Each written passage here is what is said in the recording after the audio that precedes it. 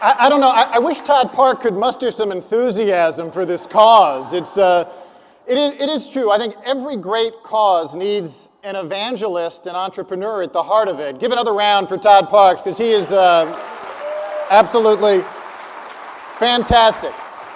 So, and the country's lucky to have him in this role. So it's become a mainstay, as you know, of HDI forums to showcase the best and brightest new applications and tools that have successfully harnessed data to help consumers improve care and improve the health of communities.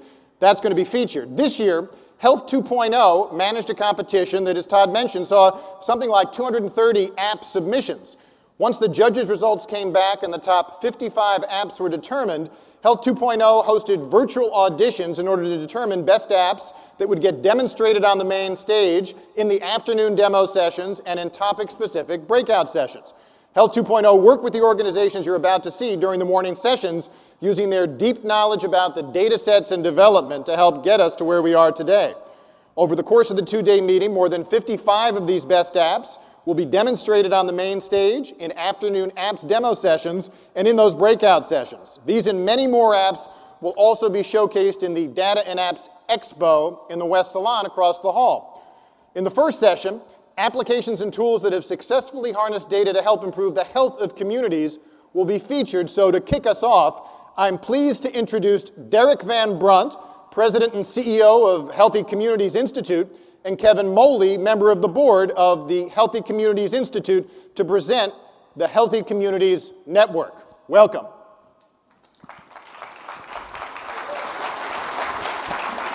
Good morning.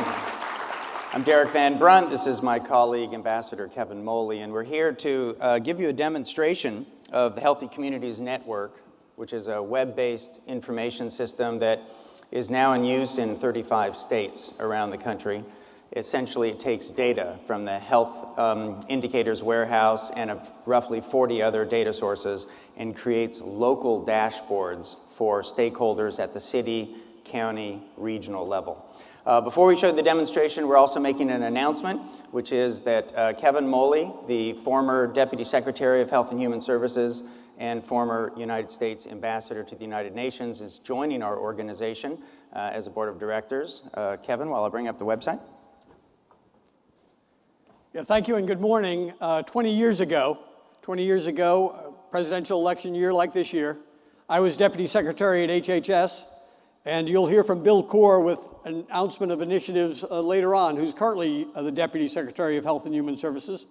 But 20 years ago, we announced an initiative, something we thought would be simple, have bipartisan support, be easy to do. And that initiative was creating the electronic medical record using the internet. Well, not so fast. 20 years have gone by, much has been accomplished, much is yet to be done, and I am very excited to be part of that effort with Healthy Communities Institute. And on that note, I'll turn it over for our demo to our CEO, Deryk Van Brunt. Thank you.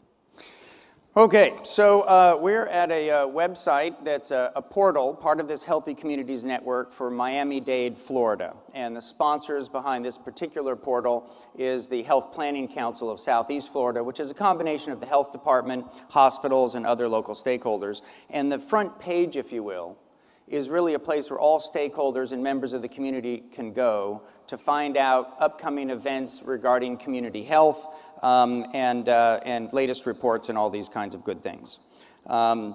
If we look at the, if we jump to the data, there are a variety of different dashboards that are available to us. There's a Healthy People 2020s tracker. There's a disparities tracker, so you can just look at information by disparities. I'm going to start with the basic dashboard so you have a sense of what is available for everyone in the community. Again, this dashboard pulls from roughly 40 different data sources. It's updated for certain indicators daily, so it's always the latest information presented at a local level and with gauges to provide context of how is the community doing. Indicators include economic factors like poverty rates and housing affordability, educational attainment, environmental factors like air quality and the built environment, of course, traditional indicators in the health area such as access to health services, cancer-related measures. We pull in county health rankings from our colleagues at the University of Wisconsin, Diabetes, exercise, nutrition, and weight. Is the population locally? Are they moving? What are they eating? Family planning, food safety, heart disease, immunizations and infectious diseases like tuberculosis and HIV, and the list goes on and on and on. Let's go into an example so you have a sense of the depth of the information that's behind these indicators. I'm selecting the indicator adults who are obese. The first thing we see is the value for our community in Miami-Dade. It's 29.3%. Most people would not have much of an idea, is that high or is that low? So we need to provide context. The gauge on the left tells you that that's at the 50th percentile in the state of Florida. If you click up on this tab up here, you'd be able to see how that rate is compared to Healthy People 2020 measures. We see that the data is data that was collected in 2010. That's the most recent data available. There's a description of how the indicator is calculated, why it's important, the ability to click back to source data, and then there are breakout tables, like how are we trending? Not very well in this particular county. What's the breakout by age, gender, and race ethnicity? We could see, for example, if you were working on trying to reduce obesity in Miami-Dade, you'd want to focus on the Black and Hispanic population. But perhaps just as important or more than the data itself is what you see on the right-hand sidebar. It's what we call related actionable content. So we're looking at an indicator of obesity, and all of these are tools related to obesity. If we were to click on this section, this helps individuals find resources that are local, free. It gives them what kinds of sources, what kinds of educational programs are available or services. So this first one, the Lean program, it teaches people how to read food labels and how to cook healthy foods and make that fun at home. So this is content for individuals that is localized. If you were to click here on the related indicators, which I'll go ahead and do, these are indicators for which you have data that is related to obesity. So if you're interested in obesity, you may be interested in adult sedentary behavior or child fruit and vegetable consumption, 7th graders who are physically fit, etc. Another area of related content are the promising practices. These are perhaps the most important content to help people make positive change. This is a database of over 2,000 programs and policies that have been tried around the country. We pull in from the Centers for Disease Control, the community health guides when they're appropriate, and we also have literally 2,000 other feet on the street programs with contact information. Let's go ahead and select one. I'm selecting something called the Spark program. The reason I'm selecting it is that they've now have adopted this program in Miami-Dade. They've passed the policy, and they are implementing this program in all 240 schools throughout the county. This is an evidence-based program. It promotes physical activity in schools. You get the results of this program as it was tried in a different location, which was to improve the endurance and the amount of physical activity that students had that participated in the program. And note, very importantly, you have contact information. This is a lot of data to maintain, but it helps all of us working feet on the street level to know who to talk to in different communities, to share stories about what works and what doesn't work. The last thing I want to show you that's available at this local level for making positive change are the initiative centers. Having data is great. Knowing what other communities have done to reduce obesity rates or infant mortality or any one of hundreds of topics, all that's great. But at the end of the day, you still have some doing to do.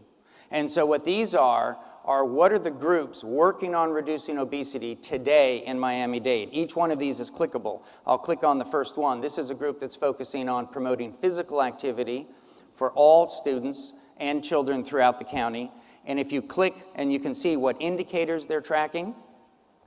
So these are the indicators that they care about right down here. And we won't do it for time, but if you click here, you can actually see how you can join the effort. When are they meeting? What are the past minutes of previous meetings? It's very, very powerful. So let's conclude here by sharing some success stories.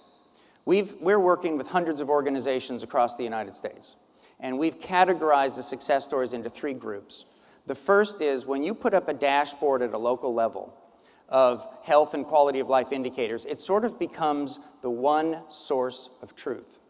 And stakeholders come together, sometimes for the first time, and they're almost forced to acknowledge that there has to be some kind of collaborative effort.